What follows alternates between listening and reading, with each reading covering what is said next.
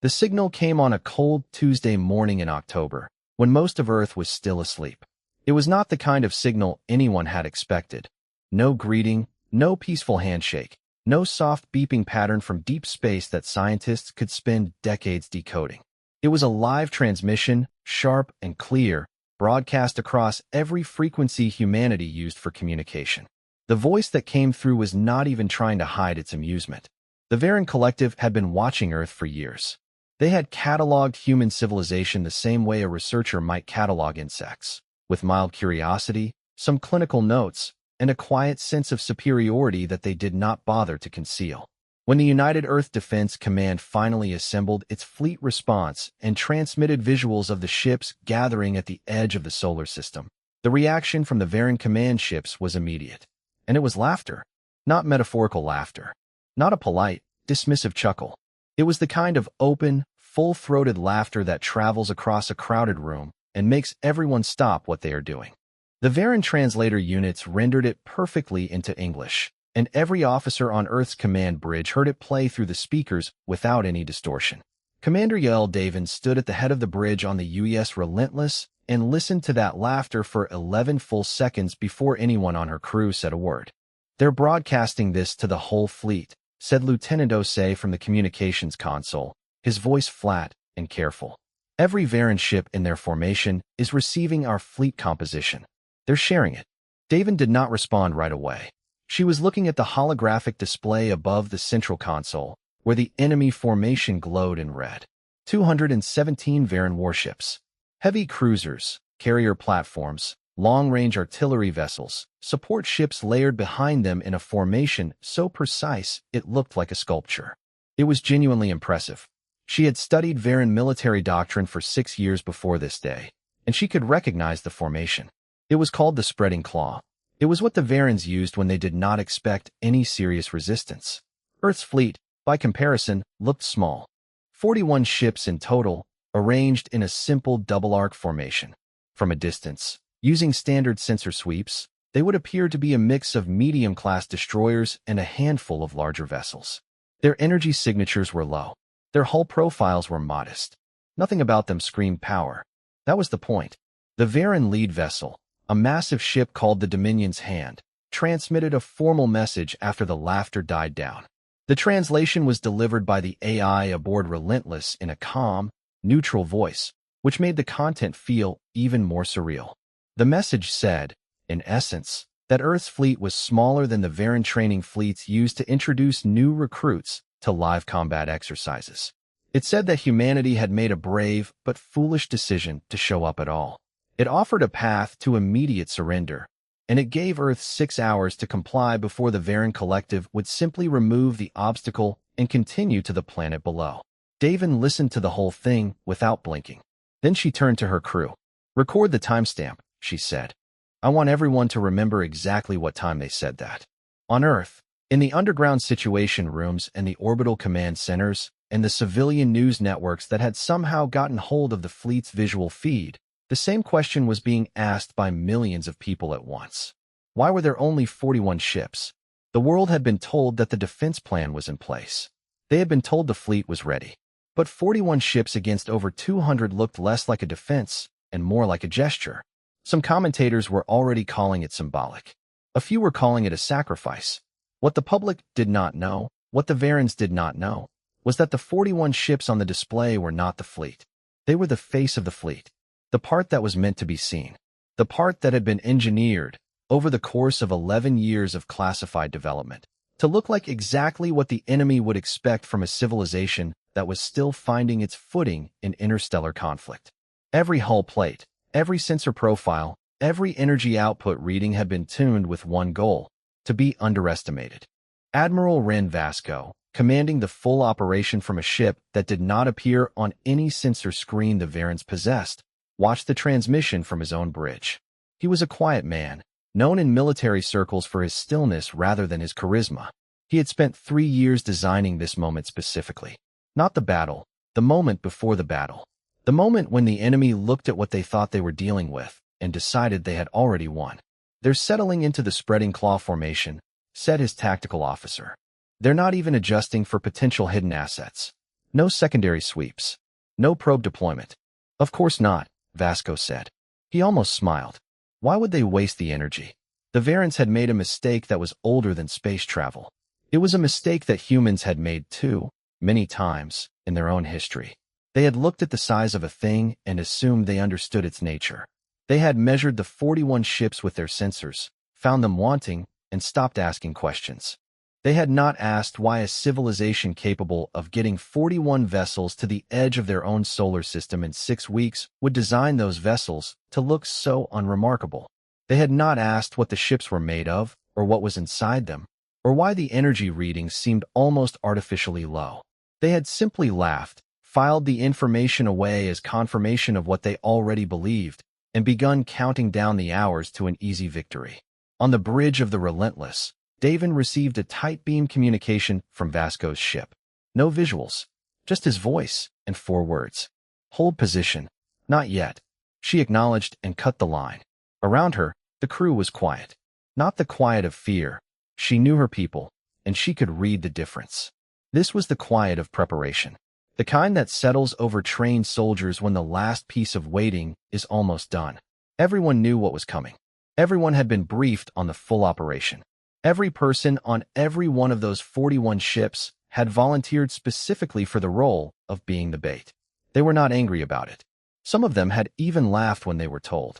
The briefing officer had said, with complete seriousness, that their job was to look small, look scared, and look like humanity's best effort.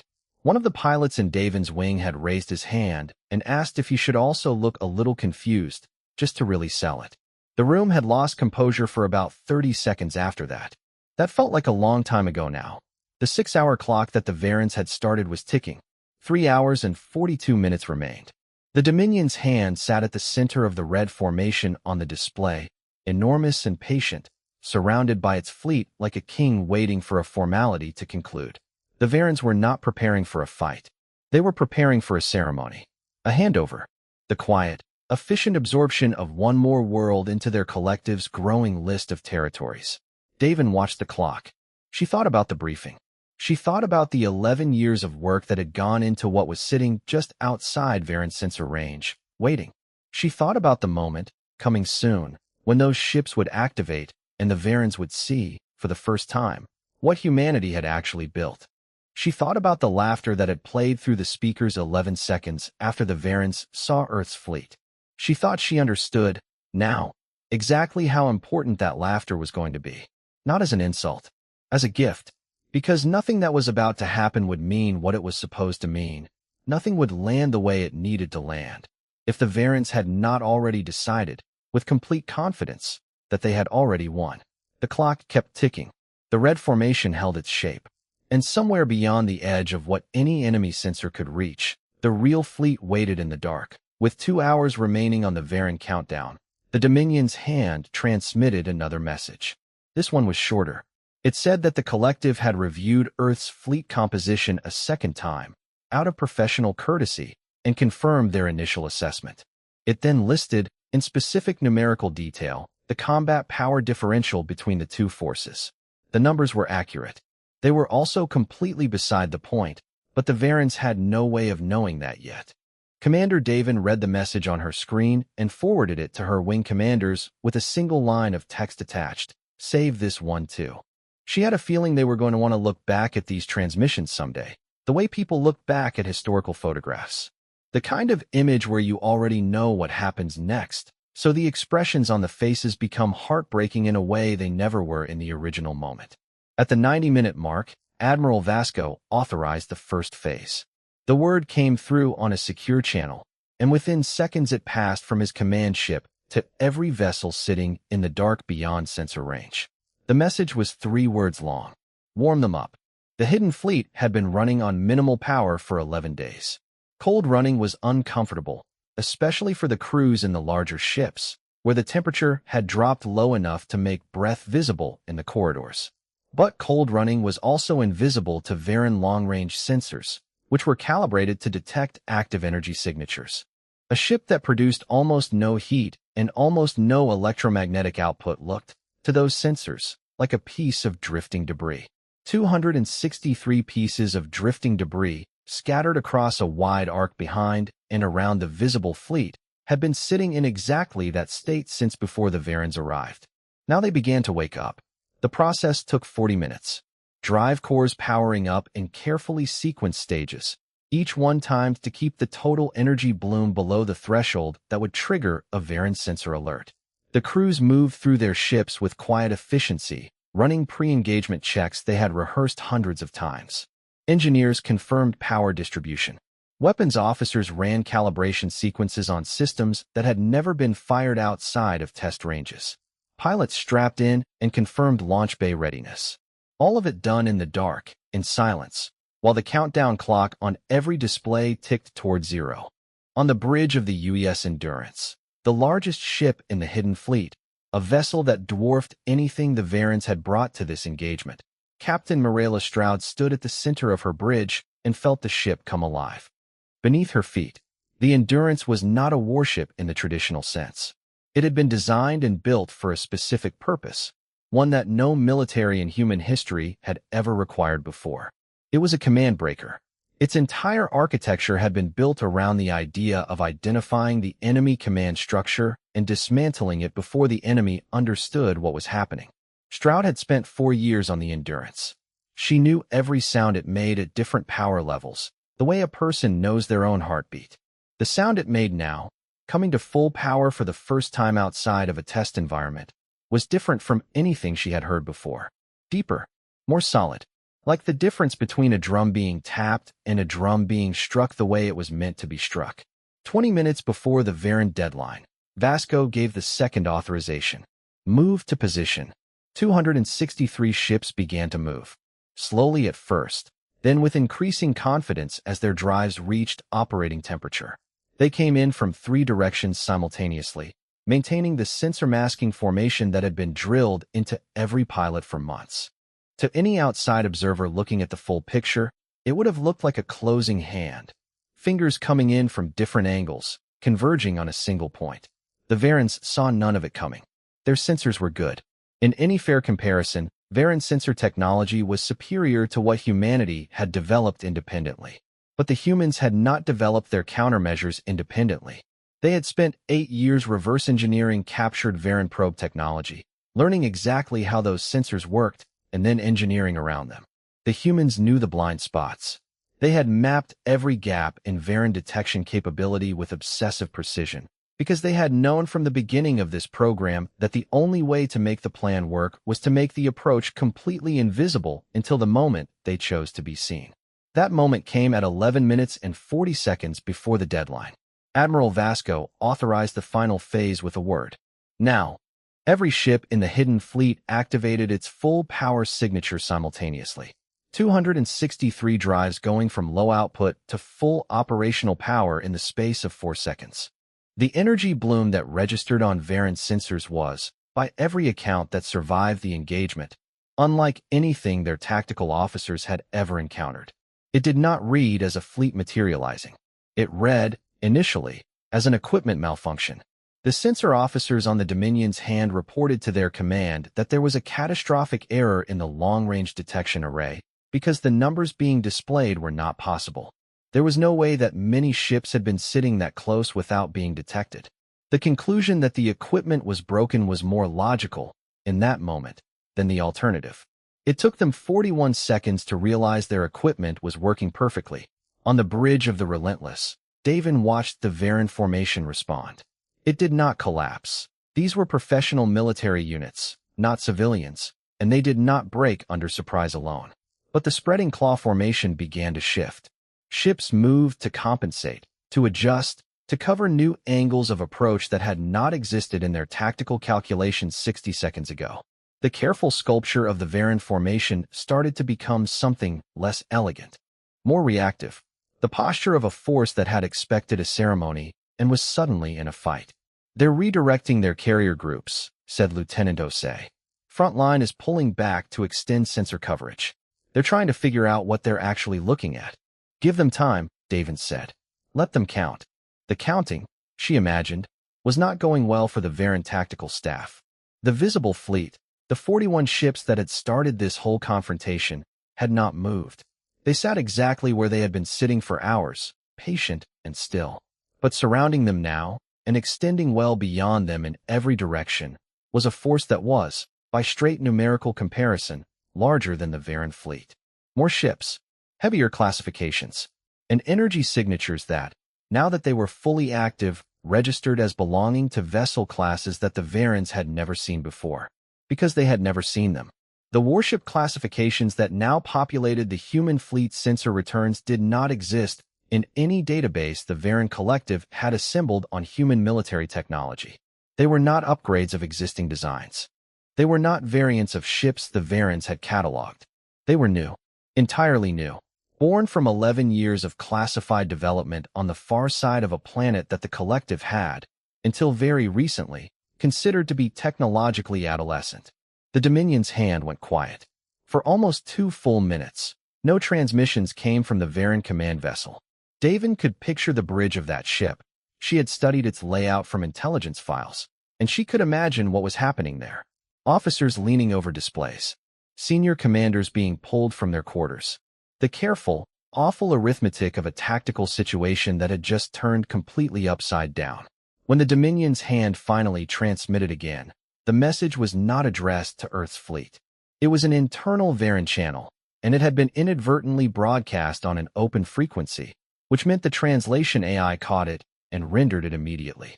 The message was from the Varan fleet admiral to his division commanders. It was short.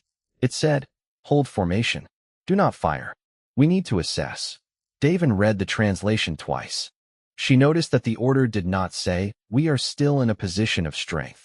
It did not say, "This changes nothing." It said, "Assess." It said, "Hold." These were the words of a commander who had just realized that the situation he was in was not the one he had prepared for. She thought again about the laughter.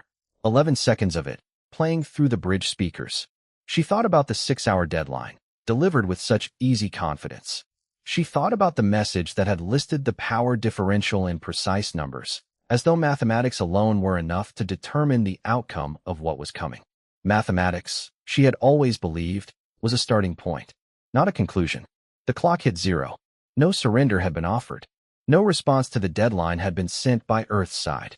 The Varan fleet sat in its adjusted formation, trying to understand what it was looking at. And the real fleet, the fleet that had been patient in the dark for 11 days, the fleet that had been built in secret over 11 years, held its position and waited for the order that would complete what the laughter had started. The Varan fleet admiral's name was Desh Kavarun, and he had been in command of the Collective's expansion operations for 9 years. In that time, he had overseen the absorption of 4 civilizations into the Collective's territory. 3 of those had surrendered without significant resistance after seeing the fleet. 1 had attempted a fight, and the engagement had lasted less than a day. Kavarun had never lost a ship in combat. He had a reputation, within the Collective's military command structure, for being the officer best suited to operations where the outcome was not seriously in doubt. He had accepted this assignment with the Earth campaign for exactly that reason. It was not supposed to be a challenge. It was supposed to be a formality, a final administrative step before a new world was added to the list. Standing on the bridge of the Dominion's hand now, watching his display populate with ship classifications he had never seen in any intelligence file, he was experiencing something he had not felt in 9 years of operations. He was uncertain, not afraid. He was trained past fear, in the way that long-serving military commanders often are. But uncertain, and uncertainty, in his experience, was the thing that killed you when you ignored it. "I need full analysis on those signatures," he said to his tactical staff. "Classification, armament estimates, drive type, everything. I need it in 10 minutes. "Admiral, the classification system isn't returning matches," said his senior tactical officer. "We don't have templates for these vessel types." Kavarun stared at the display. "Then build the templates from what we're seeing.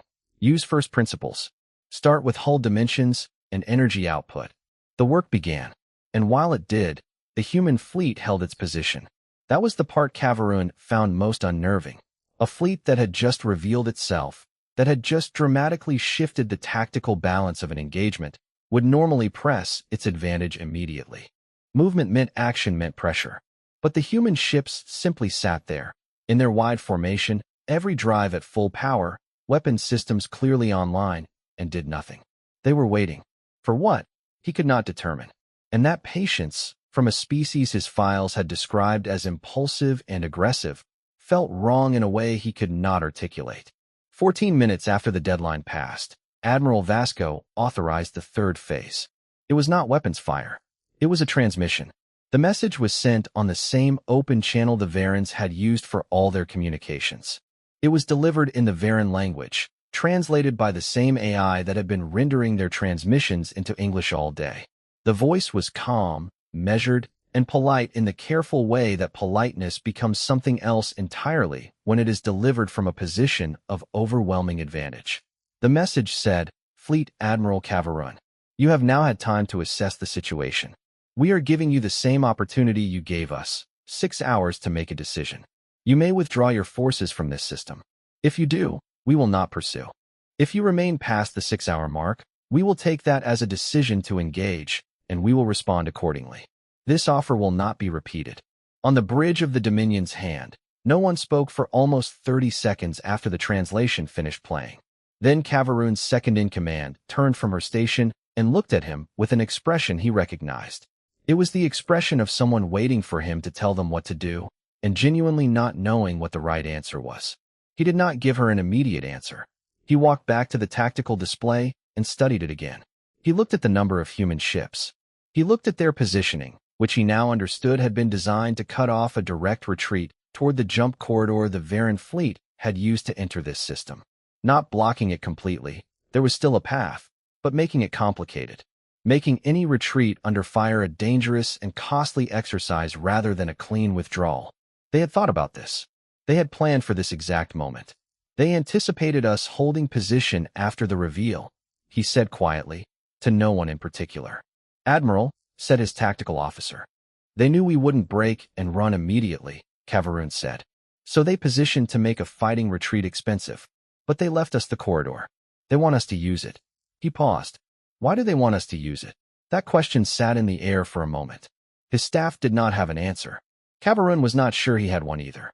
But the more he looked at the positioning of the human fleet, the elegant, deliberate way it covered every angle without actually closing the door, the more he thought about what kind of military mind produced that kind of arrangement. Not an impulsive one. Not an aggressive one. A patient one. A mind that had thought many moves ahead and was now waiting at the end of that sequence. Meanwhile, on the bridge of the UES Endurance, Captain Stroud had received her targeting package and confirmed her ship's primary assignment. The Endurance carried a weapons system that had no equivalent in Varen military technology, a directed energy platform that could, at this range, reach through standard Varen shielding and target the command systems of an enemy vessel without destroying it outright. The goal was not destruction. The goal was decapitation. Cutting the head off the Varen formation by silencing the Dominion's hand, specifically its ability to coordinate the fleet. It was a weapon that had been designed not to kill, but to disorient. To create the experience of sudden, total loss of coordination in a fleet that relied on centralized command to function.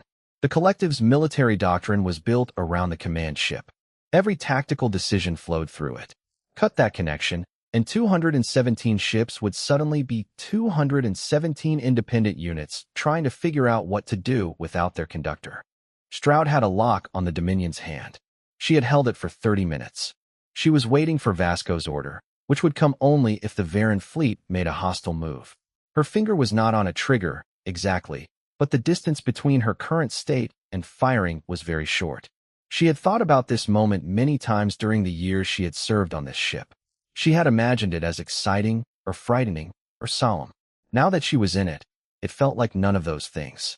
It felt like the end of a very long, very careful process of preparation. Like the last step of a journey that had started before she ever set foot on this bridge. The Varen fleet moved. Not toward Earth. Not into a combat formation. The Dominion's hand began a slow, deliberate turn toward the jump corridor. Cavarun had made his decision. Around it, the Varen fleet began to reorganize, pulling back from the spreading claw into a transit formation, compact, layered, designed for moving through a jump corridor safely rather than for fighting. It was a withdrawal, a real one. On the bridge of the Relentless, Davin watched the display and exhaled slowly. Around her, The crew remained at their stations. Professional silence. No cheering, not yet. The Varens were still in the system, and until they were through the corridor, the engagement was not over. Vasco's voice came through the command channel. All ships, maintain position. Do not advance. Let them go. For the next 2 hours, the human fleet watched the Varen ships move through the withdrawal in careful order. It was slow. Cavarun was not panicking, which Davin respected, even now. He was managing his fleet's exit with the same professionalism he had shown throughout, right up until the moment the situation had stopped being the one he had planned for. He was a competent commander. He had just made one catastrophic assumption at the start, and everything else had flowed from that. He had assumed that what he could see was everything that was there. The last Varen ship cleared the jump corridor 4 hours and 20 minutes after the 6-hour clock had been reset. The moment it did, the corridor collapsed behind it, standard Varen transit protocol, and the sensors on every human ship in the formation confirmed what the display was showing. The solar system was empty of Varen vessels. The engagement was over. Davin sat down in her command chair for the first time in 9 hours. She was not sure exactly when she had stopped feeling her legs, but she was feeling them now. Lieutenant Osei turned from his station with an expression she had never seen on his face before. Not joy, not relief, but something quieter. Something that did not have an easy name. They're gone, he said. Yes, Davin said. But they'll be back. She did not say it to frighten anyone. She said it because it was true, and because the nature of what had happened today, a withdrawal, not a defeat, meant that the next chapter was already being written somewhere in Varen space. Cavarun was going home. He was going to have to explain what he had seen. He was going to have to describe ships that were not in any database. He was going to have to answer for a mission that had failed before a single weapon was fired. That conversation, Davin thought, was going to be very interesting for the collective. The after-action reports took 3 weeks to compile. Every ship filed its logs. Every commander contributed their analysis. And Admiral Vasco sat through 47 hours of debriefs spread across 9 days before the final document was assembled. It was classified at the highest level, accessible only to the Joint Defense Command and the heads of state who had been briefed on the full program from the beginning. The public got a version, accurate in its broad strokes, vague in all the details that mattered, and it was enough. It was more than enough. The world had watched the sensor feeds on their screens, and they had seen the Varen fleet leave. They did not know what the ships were. They did not know what weapons they carried. They did not know the name of the program, or how long it had been running, or how many people had worked on it in facilities buried so deep in classified infrastructure that most of the governments involved had deniable knowledge of their existence. What the public knew was that Earth had been threatened, and Earth had responded, and the threat had retreated. The rest was detail. But in certain rooms, the detail was everything. In the offices of the Varen Collective's High Command, Fleet Admiral Cavarun delivered his report in person. It was a 6-hour session, and by all accounts it was not comfortable. He was a meticulous officer, and his report was meticulous.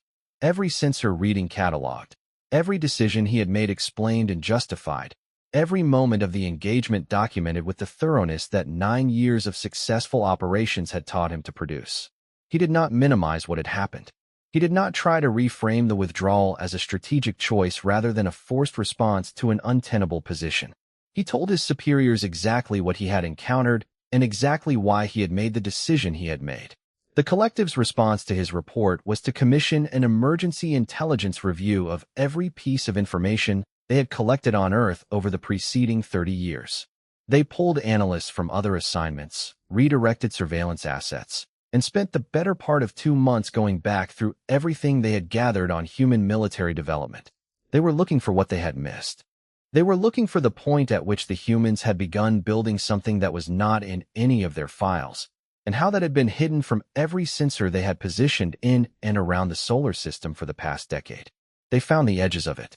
Gaps in energy readings that, in retrospect, corresponded to construction activities in shielded facilities. Supply chain movements that, if you knew what you were looking for, formed the outline of a program that dwarfed anything in the public record of human military spending. They found, buried in the data they had dismissed as noise, the faint signatures of drives being tested in deep space ranges far beyond the outer planets, where the distance itself was a form of concealment. They had missed all of it. not because their intelligence apparatus was incompetent, but because they had not been looking for it.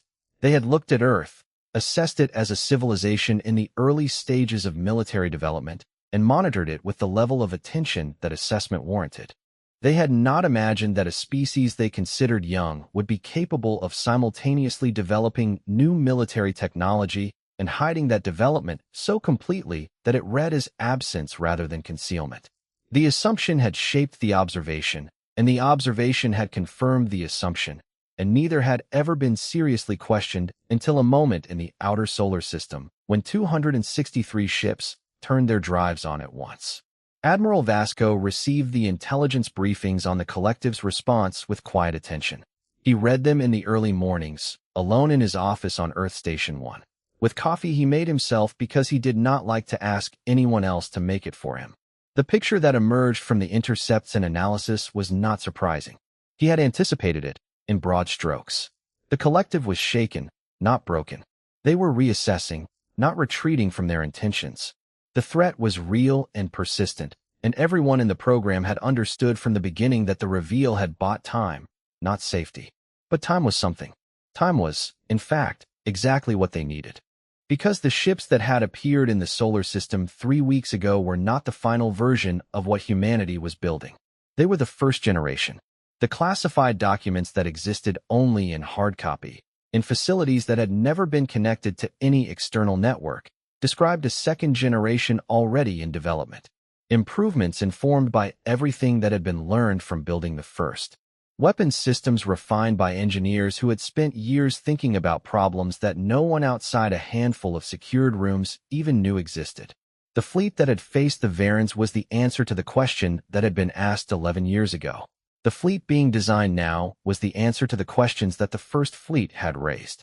Humanity, when it decided to prepare, did not prepare to a fixed point and stop. Commander Davin received new orders 6 weeks after the engagement. She was being reassigned from the Relentless, a fact that produced a complicated mix of feelings she did not spend too much time examining, to a position on the Oversight Committee for the Second Generation program.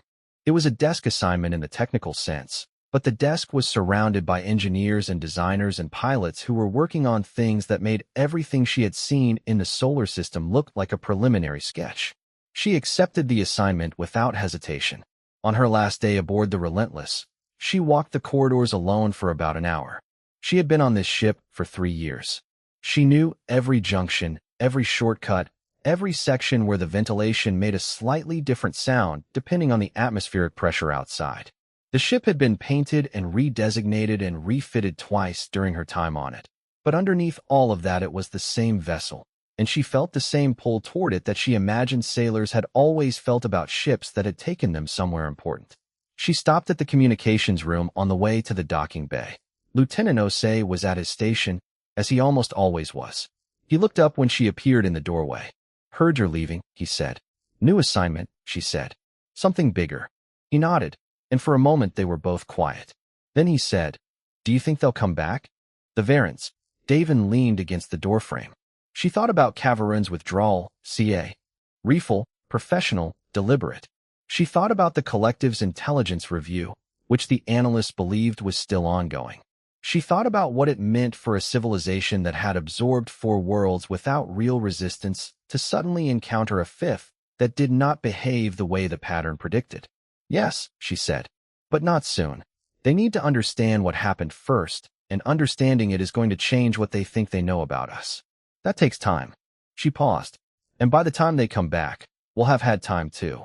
Osei looked at his screen for a moment. "Do you think they know that? That we're not going to be standing still while they're figuring it out?" "Cavarun might," Davin said. He seemed like the kind of officer who asks the right questions eventually. She pushed off the doorframe. "But the rest of them, the ones who laughed when they saw 41 ships, I think they still believe what they believed before. That we were just lucky. That we had one trick and we used it." "Were we lucky?" Osei asked. He wasn't being dismissive. He was genuinely asking. Davin considered it. In another version of events, the Varens could have swept the system without transmitting their fleet composition first. They could have deployed probe assets to check for hidden ships before positioning. They could have sent a different commander, one less committed to the formality of a surrender deadline. one more inclined to simply attack and assess during the attack. There were versions of the timeline where the plan did not work. She knew that. We were prepared, she said. Luck is what other people call preparation they didn't expect. She left the ship an hour later. The shuttle that carried her away gave her a clear view of the Relentless through the viewport as she departed, small from a distance, unremarkable in profile, exactly what it was supposed to look like from the outside. She watched it until it was out of sight. Somewhere in Varant space, she knew, the conversation about what had happened in the human solar system was still going on. Reports were being written. Strategies were being reconsidered. The image of 263 ships appearing from nowhere was still fresh in the minds of officers who had never expected to feel uncertain about anything Earth could produce. Good, she thought. Let them think about it. Let them try to work out every piece of how it had happened and what it meant and whether they had the full picture yet. Let them argue about it in their command rooms and debate it in their intelligence reviews. Because while they were busy looking at what humanity had already built, humanity would be building something they had not imagined yet. That was the part that the laughter, at the very beginning, had never accounted for. Not what humans had done. What humans did next. Always, relentlessly, stubbornly next. The species that had looked up at the stars from a single small world and decided, without being asked, that they were going to be a problem worth reckoning with. The Varans had called it a tiny fleet. They were not wrong, exactly. It was small. It was just not all of it. And the part that was missing, the part they had never seen, the part that was already being designed in rooms they did not know existed, that part had never been small at all.